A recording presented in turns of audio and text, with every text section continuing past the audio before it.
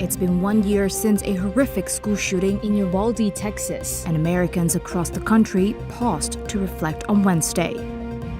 19 children and 2 teachers at Robb Elementary School were slain. In a Uvalde community church, mourners gathered for a day of remembrance. Everybody does things different. Nobody feels safe anymore. The kids, they spend some of their time learning how to deal with active shooters and how to hide and this and that and the other. And 10 years ago, you didn't hear that. On May 24th last year, an 18-year-old gunman entered the school through a back door and opened fire with his AR-15 assault-style weapon. It was one of the deadliest school shootings in U.S. history. Over in Washington, D.C., U.S. President Joe Biden paid respects at the White House. He also renewed his call for a ban on assault weapons. They've been used time and again in mass killings of innocent children and people. We need to ban high-capacity magazines, the ability to shoot 20, 30, 40, 50, 60 bullets without reloading. Because today, guns remain the number one killer of children in America, guns. According to a mortality analysis by university researchers, more children and teenagers in the U.S. were killed by guns than any other cause in 2020.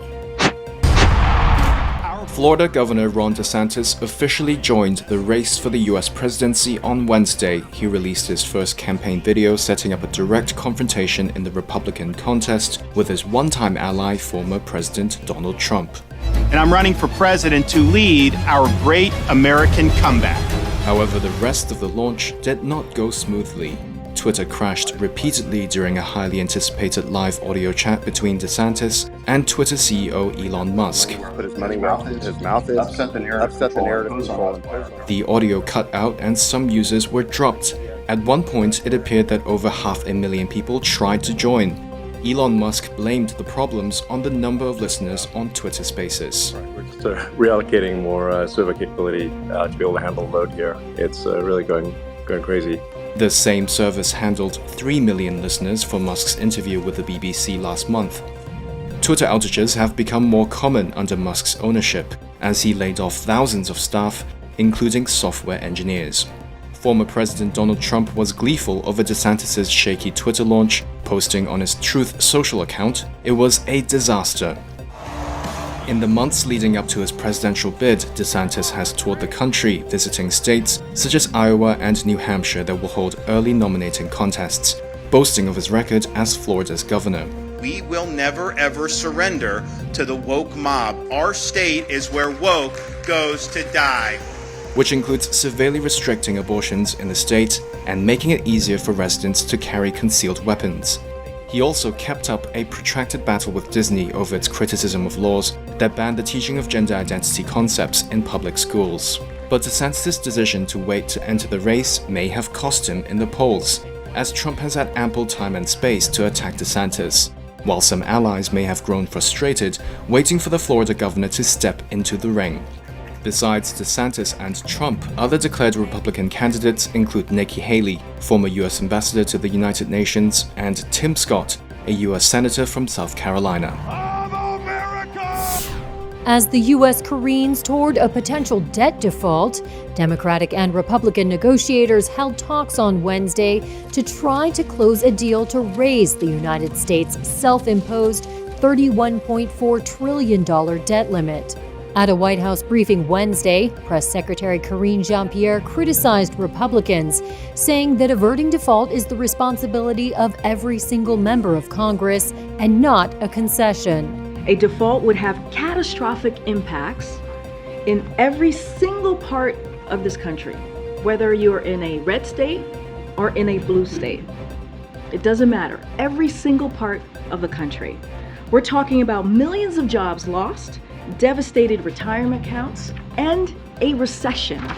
Both sides called Wednesday's talks productive, and McCarthy said negotiations would continue into the evening. We're not going to default. We're going to solve this problem. I will stay with it until we can get it done. But let's be honest about this. We have to spend less than we spent last year. It is not my fault that the Democrats cannot give up on their spending. The White House and congressional Democrats accused Republicans of taking the economy hostage to advance an agenda they could otherwise not pass. They said Republicans need to make more concessions as they will need Democratic votes to pass any deal.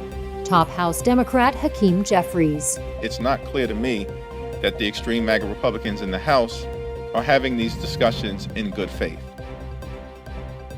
It does appear increasingly likely that House Republicans want a dangerous default, they want to crash the economy, and they want to trigger a job-killing recession. Speaking at a Wall Street Journal forum, Treasury Secretary Janet Yellen reiterated that the government will be unable to pay all its bills by early June, but said she did not know exactly what day the government will run out of resources. I think the most important thing to recognize is that we must raise the debt ceiling. Time is running short, with just 8 days before the June 1st deadline, and it will take several days to pass legislation through the narrowly divided Congress. House Republican leaders said they would adjourn on Thursday for a week-long Memorial Day holiday recess, but would call lawmakers back if needed for any votes. So for starters, this is a manufactured crisis, plain and simple.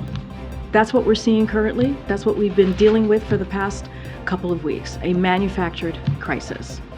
And don't take our word for it. Just listen to members of the House Freedom Caucus. They've been very honest about this and are now openly, they're saying the quiet thing out loud, referring to the full faith and credit of the United States as a hostage. But I do want to be clear here. Averting default is the responsibility of every single member of Congress. A default would have catastrophic impacts in every single part of this country, whether you're in a red state or in a blue state. It doesn't matter. Every single part of the country.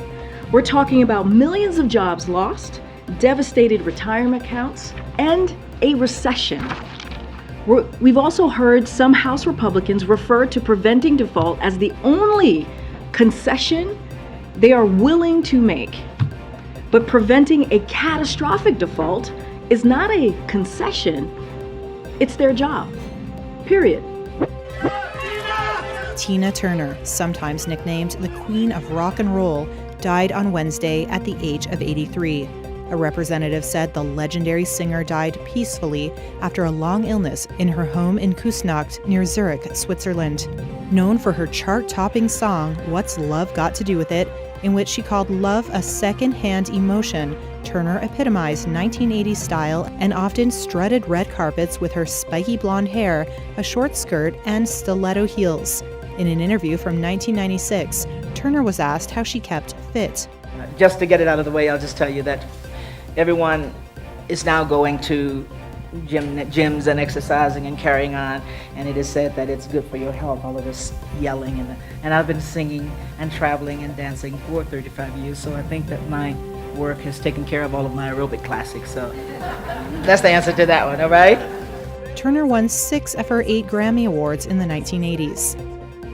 Years later, in 2008, Turner and Beyoncé performed together at the Grammys.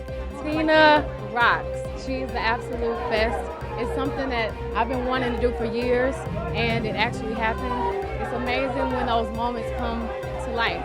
Ike Turner was the person to discover Tina at the age 17 when she grabbed the mic at a St. Louis club in 1957. He gave her the stage name Tina Turner before the two married in Mexico.